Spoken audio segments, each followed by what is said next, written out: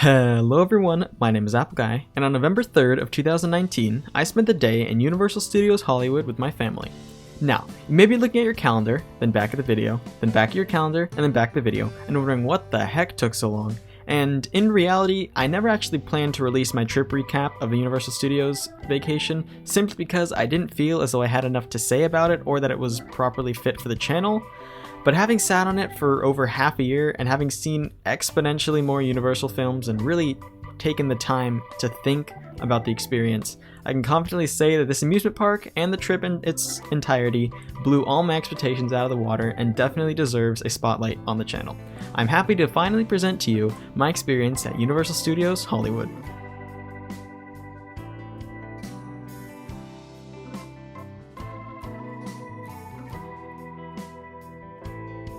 My trip began on November 2nd when I promptly finished my SAT exam and began the drive to Hollywood.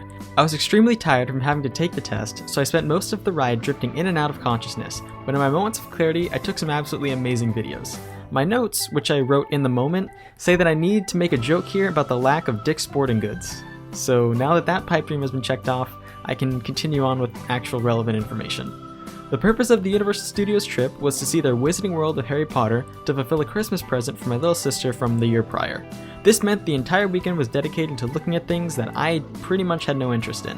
Obviously, I was less than excited, but I knew I had to go along.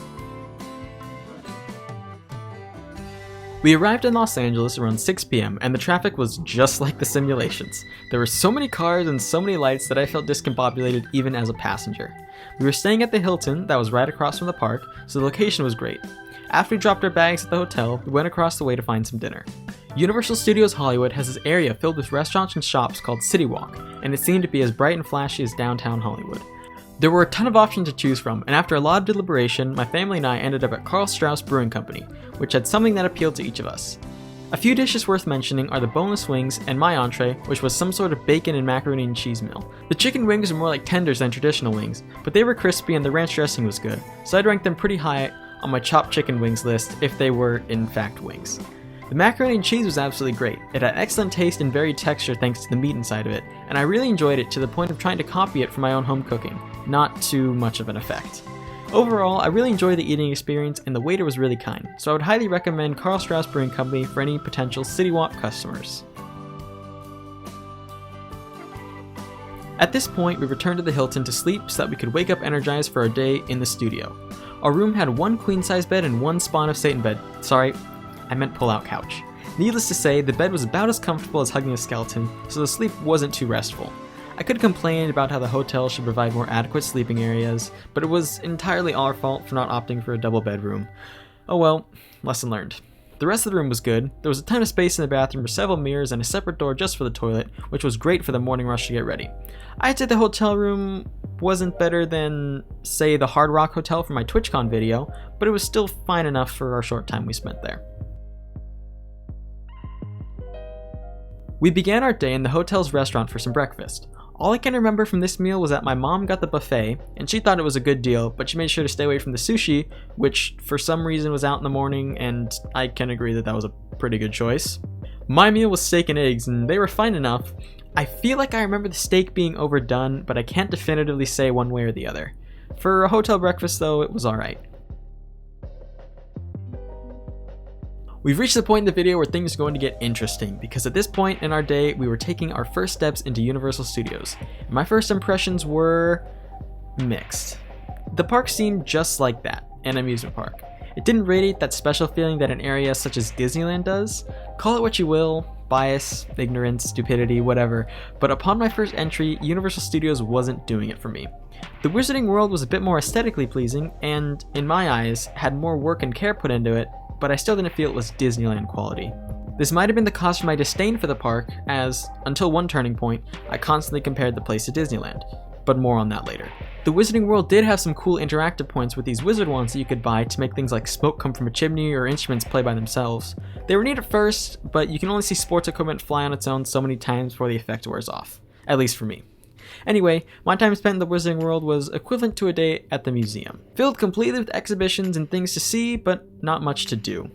This is because my family isn't the fondest of simulation rides, which is what Universal Studios is known for. Because of this, we didn't end up going on any rides. Please direct your anger to the comments below. Joking aside, when all was said and done, we really didn't need any of the rides to make the day worthwhile. After wandering and seeing some more, we left the Wizarding World to see the rest of the park. The next area we entered was Springfield, USA, which is a zone dedicated to The Simpsons, a show I quite enjoy and have enjoyed for a while. We didn't spend too long here, however, because there was something that my family wanted to see: the studio tour.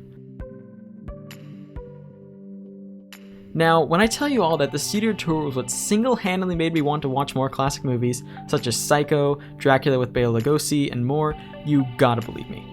This studio tour, without a shadow of a doubt, was the single best thing I saw at Universal Studios, and probably the only reason I'd ever consider going back. The tour has riders board a tram-styled vehicle in which a tour guide and Jimmy Fallon, for some reason, show the guests around Universal's TV and movie studio, with stops, at my time of riding, including the studio for The Voice, the backdrop for The Good Place, and many, many more locations. My personal favorite bits were the stops made at classic movie sets, such as the Bates Motel from Psycho, even though I think that's a recreation. The experience also sports 3D segments themed around King Kong and Fast and Furious, which were thrilling enough for something done as a bonus to a tour. I think the last thing they did in the tram ride was a practical showcase of movie events, such as rain and explosions, which they used different areas, such as Amity Island from the movie Jaws, to demonstrate. I really don't think I can overstate my praise for the experience enough. So I'm going to link a full ride through in the description of this video so you can all go check it out for yourselves. I'm going to force myself to move on from this topic now though, as I don't want this video to go on forever. One last time though, the Universal Studios Tram Tour is legitimately one of the greatest things to ever be created and makes any trip to Universal 100% worth it. That is all.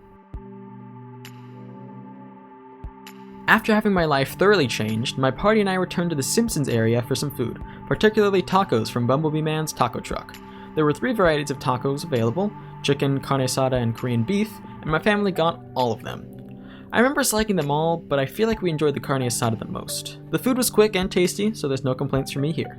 After eating, we descended the series of escalators to the lower area of the theme park, which unfortunately was quite uneventful due to a batch of motion sickness prone people, as the 2 rides that were open were both ones that we passed on. I believe, off the top of my head, they were The Mummy and something themed around Transformers. The 3rd ride, the Jurassic World one, was closed at our time of visiting, and I think that was a water ride, so we probably wouldn't have gone on it anyway. After a quick peek around and a stop to take a picture with Bumblebee from Transformers, we headed back up to the upper area. At this point, we had basically seen the whole park, and any place I haven't discussed yet just contained things that weren't super eventful, so I didn't feel like bringing them up. The last thing we did was grab a Lard Lad donut from, once again, Springfield, USA. We bought a large donut, pictured here, which easily fed all of my 5 party members, although I definitely could have eaten it myself, and side note, I did eat one of comparable size in Las Vegas, but I digress. The donut was about what you'd expect. It's a donut, but blown up in proportion. They're good enough, and at their price point of about $8, I find them worth it. To be honest with you, at this point, I have absolutely no clue what happened from here until dinner, and even dinner is a shaky recollection. I think we walked around into some stores, as that's the footage I have left unused, and then for dinner we went to the Cafe Sierra Hotel restaurant again, but I couldn't tell you exactly what I ate. So I had this whole section planned out for how I was going to choose to end this video, the words I was going to say, the points I would bring up in talking, but after editing most of the video, I felt like kind of just ad-libbing this last part and kind of just going off whatever I come up with on the spot. In the end, Universal Studios was definitely a fun vacation. It was nowhere near what I was expecting it to be, and that is a good thing. I went in with very, very low expectations, and I came out pleasantly surprised. I would definitely come back to Universal Studios and enjoy the park again, especially for the Halloween time, when apparently they do these like movie-themed mazes, and one of them is around the story of The Shining, which is a movie I quite enjoy watching and would love to talk about at some point on this channel. The tram tour, as I said earlier in the video, is literally one of the best things.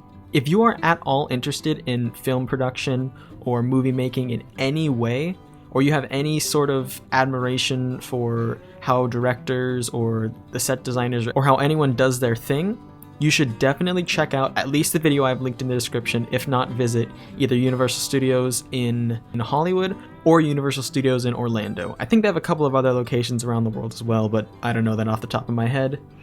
Anyways, that's gonna do it all for me today. I want to thank you all so much for watching. If you have enjoyed, please hit like and subscribe, and tell your friends about the channel if you think they would enjoy it. It means a lot to me and you guys spread my videos around, especially the ones that don't fit into the common categories that I discuss on this channel. Basically anything that's not video game related, things like Disneycember or this video, really means the world to me. That is gonna be all for now though, so I'll catch you guys all back here next time. Until then, as always, take care.